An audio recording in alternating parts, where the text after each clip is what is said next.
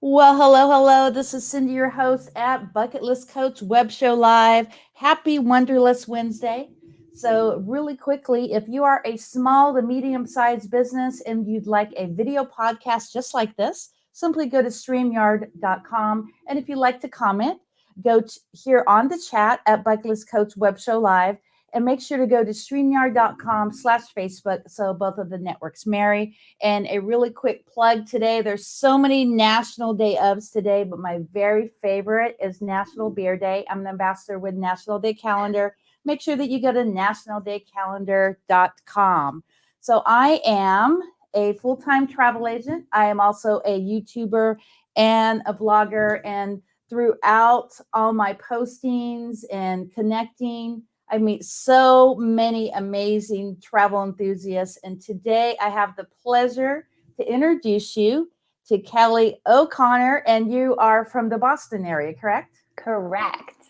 Awesome. So tell everybody a little backstory, not really about travel, but what you were doing before travel. Sure. So before travel and travel intersects a little bit, but my background is actually in chemical and biomolecular engineering. Whoa. I went through the typical path of going to college, studying hard and getting a degree and really trying to climb that corporate ladder, which ultimately led to the ultimate burnout and to a point where I just couldn't take it anymore. And one day it was a few months coming, but I decided I needed a break. I needed to get out of that situation. And I quit my job and I traveled around the world for over 2 years, actually. I then re-entered the corporate life. I was able to transition jobs completely, which was amazing. But ultimately, I still had that itch and burn to travel and ended up taking a second career break, which kind of leads me to what I'm doing nowadays. And I'm a career break coach, and I help other professionals who are feeling that same burnout and don't know what to do next. So guide them through the process of maybe stepping outside of the environment that they're feeling stuck in and exploring the world a little bit more. So tell my audience about your all-time favorite bucket list destination. Okay, so this is like the hardest question. I've traveled to so many places, but like I've really decided that I need an answer to it. And one of my favorite destinations I've ever visited is Oman. And there's so many reasons for that, but what really stands out is like it actually has everything. And it's a little bit off your typical travel trail, which I particularly enjoy. So the people are so friendly. It has every sort of environment, from beaches to deserts to mountains to cityscapes. The food is good. It's that awesome Middle Eastern type food, and good weather, good people, adventure, hiking, all of the best stuff. So what are some of the dishes that you like? Is it kind of like Mediterranean, like hummus and those types of meals? There's some hummus. There's like really nice roasted chicken with rice. I'm like, I don't eat so much meat anymore, but when I was there, like I did, and I loved it, and just really fresh ingredients and very affordable as well. Do you stay at a hostel when you visit there? So good question. In Oman, like the main places I stayed was everywhere camping, because they don't have any camping restrictions. Like as long as you're not setting up a tent in a religious site or like on someone else's private property, you can camp just about anywhere. So most of my accommodations were like beachfront, like wake up to the sunrise, wake up to the ocean. Absolutely stunning. And also like a couple of like budget type hotels. And I had mentioned the hospitality is amazing. The people are so friendly. And on more than one occasion, local people invited us to stay with them in their homes. Wow. And that's like a level of hospitality I haven't encountered anywhere else. Just I couldn't imagine just meeting a stranger and offering my home, and people did that with open arms. And so stayed in some houses as well. How long ago was that? Do you still have connections with those that you met there on vacation? Yeah, it was back in Wow. 2019. So I think December.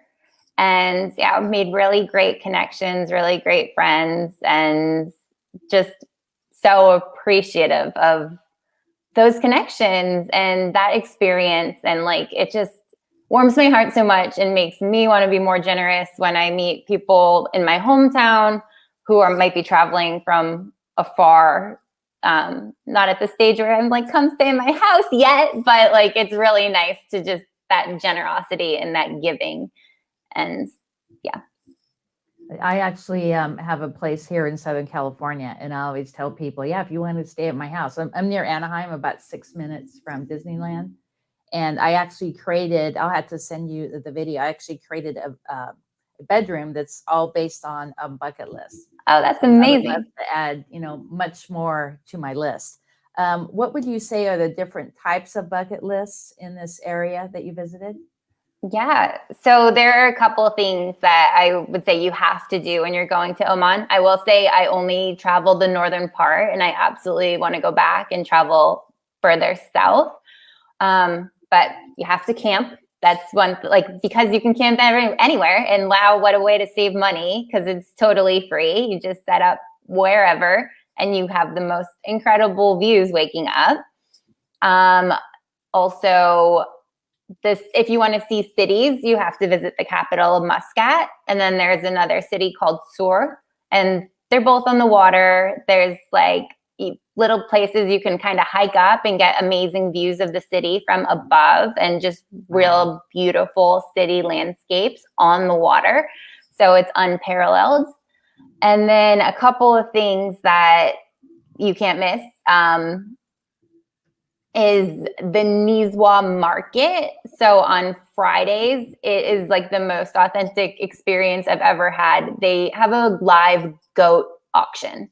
And so if you go there, basically it's local people bringing their goats for sale. They're walking them around this arena. People are there trying to bid on and buy goats. They're like inspecting them, lifting up their ears and their tails, and I don't know what they look for when they do that, and then just bidding on goats and then winning them and taking them home. So it was just organized chaos and really incredible just to be a spectator at such a thing. And then the hiking. So one of the best places I went there is called Jebel Shams, and it's the Grand Canyon of Oman. And the hiking is incredible, and it is just so beautiful, and I can't recommend it enough. So let's go over the food bucket list. I'm actually trying to lose weight for my next surf lesson, but one of my bad loving things that I cannot do without, and I'm actually trying my best, is cheese. So what would you say is the cheese bucket list for this area that you visited? So things weren't so cheesy. So that's good for you. Maybe you should go to Oman.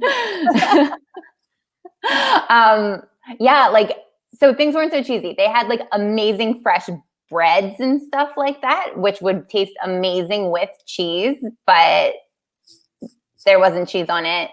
And then the other like local things that you'll see all the time are the Arabic coffees served with dates on the side. And you just see people everywhere in the streets drinking their Arabic coffee. They're so excited to invite you over and have a coffee with them, share some dates and some coffee, and just sit down and have a chat. And it's like, it's so nice because it's so slow paced, as opposed to in the US, for example, where go, go, go, go, hustle, hustle, hustle. Yeah. And they just sit and chat with friends and enjoy a coffee with the dates.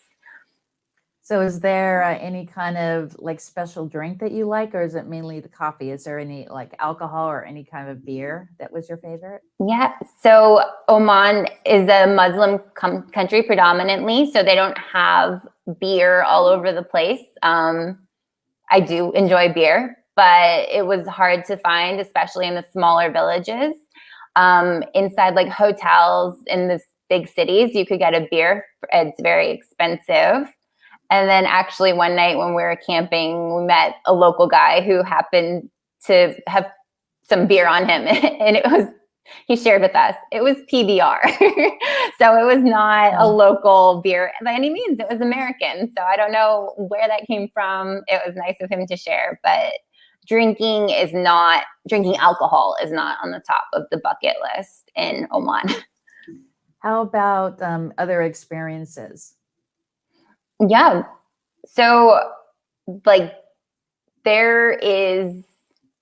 I wish I wrote down the name. There's a place on the coast, like on the way to Soor, the city I mentioned earlier, and they are known for releasing baby turtles. So it's like a conservation, and they are born on the beach, and you can join an excursion to go walking at night to see the baby turtles if they're like making their little migration that night. So it's very well organized. They're well preserved. You're not interrupting or interfering with like their natural migration. But that is something that I didn't do, but I wanted to do. We were in that area, and the only way you can see them, it was like this private beach that's quartered off from the general public.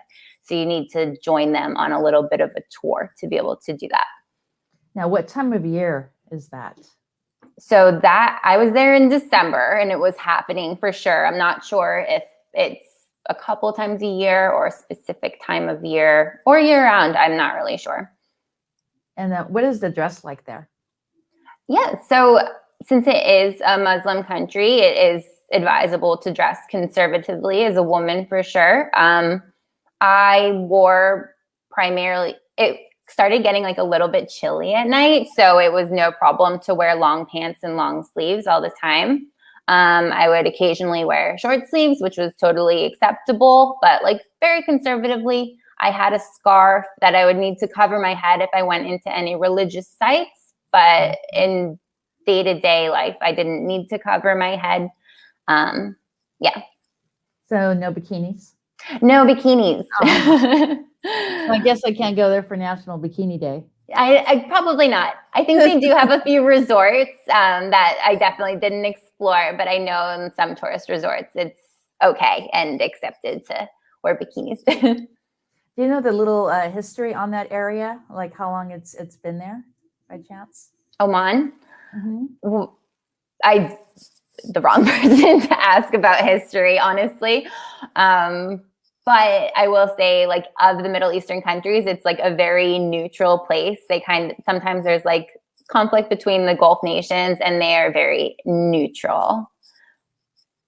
And it's a little bit funny because actually, like I said, I was an engineer. I used to work in oil and gas. So I was familiar with Oman and Saudi Arabia and the region because of the colleagues that I had working in the area. So it's like something that had always been on my radar, something I had always known for like oil and gas, but not somewhere I was that familiar with as a tourist destination. And is it safe for solo travelers? What tips would you give if someone wanted to visit this area? Yes. So I wasn't solo this time, though I do travel solo a lot, and it is so, so safe. Just my tip is be respectful of the culture and religion. So dress conservatively, be mindful of like customs, but also don't be afraid to ask for help. The people are so warm and welcoming and friendly, like beyond helpful. We crossed the border by land from UAE to Oman, and it took so much longer than normal because one of the customs officers was hand drawing us a map of all the places that we should visit. So it is so friendly. I never felt unsafe at any time, even like at night. And even in small villages, even in the cities. So, I mean, take your normal precautions, as I always recommend anywhere you go, even at home. but there's no reason, just because I know sometimes people get a little weirded out with the Middle Eastern countries. There's a little bit of a stigma there, but I can't recommend it enough. And I can't say, like, you should just see for yourself. Tell everybody about Travel Shifters Facebook group. Absolutely. So I run a Facebook group based off my brand called Travel Shifters. And it's a nice conglomeration of travelers. So the premise is, like, I help people who are burnt out in their careers and want to make a change and take career breaks. But there's all different levels of, like, where you are on that journey. So some of our members are stuck in a career they hate and they don't know what to do about it. So we talk about personal growth and stress management tips. But we also talk about, like, planning trips and travel inspiration and things like that. Every Friday, somebody shares their story about how they went from, like, a typical maybe 9 to 5 and how they kind of got out of that lifestyle and what they're doing now and their story about that transition. So it's a really great community of all different types of people, still in careers, have exited careers, thinking about exiting, just love traveling. And yeah, so if that resonates at all, I would love to have you join us in there. It's really fun.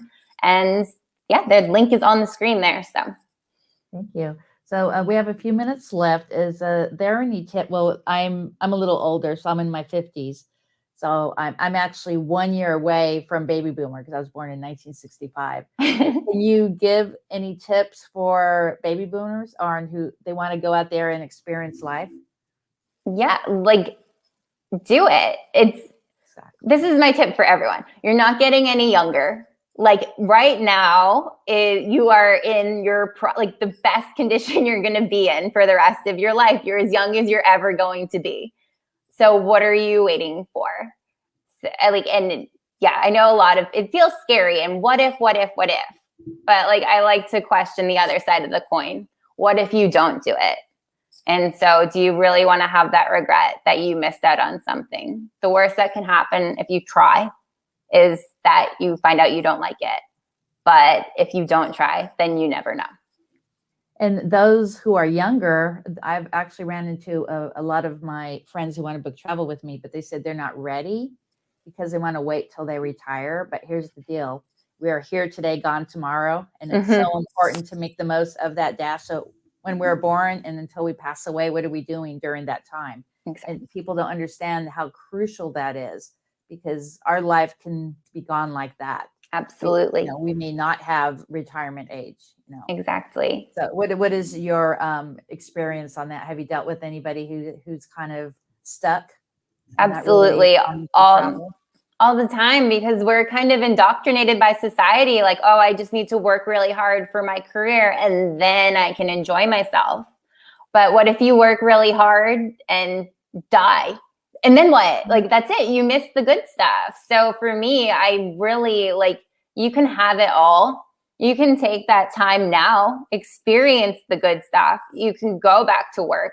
Work is still possible. I assure you, if you decided to take a break from your career, it's not going to ruin your life. It's not going to ruin your career. It's not going to ruin your finances.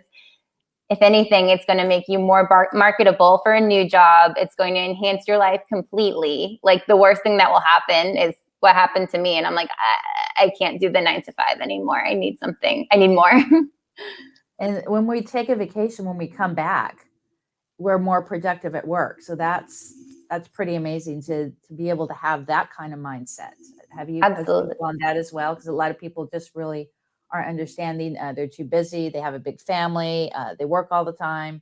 I mean, I work all the time, but I still make time for vacation because I actually see my life flash before me. I was dealing with a health issue about 15, 20 years ago. And that was then that I said, I have to quit existing and I need to start living. Exactly. That's what we're here for, to live. So, I mean, what are we waiting for? If you don't do it now, if you keep saying someday, I assure you someday will turn into never. And then it will turn into, oh, I wish I did that. And we don't have to go on a big $2,000-3,000 vacation. We could No. actually even do something locally. So at least start experiencing. Then, when say for someone who doesn't have really all the funds to travel, I mean, you could go somewhere for $100 for just a day, or for $50. Exactly. Just go and make those experiences. In Boston, there's so much to experience there locally. Absolutely. Like, the possibilities are endless.